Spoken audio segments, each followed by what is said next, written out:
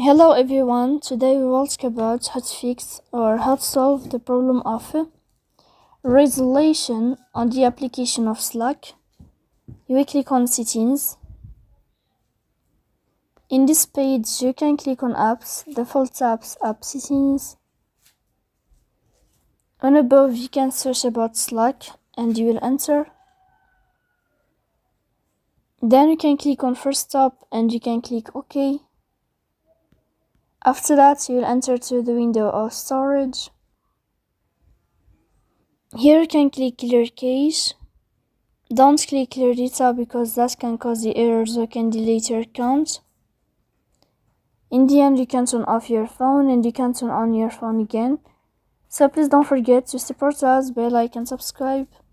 See you next time in another video, and thank you for your attention and your watching.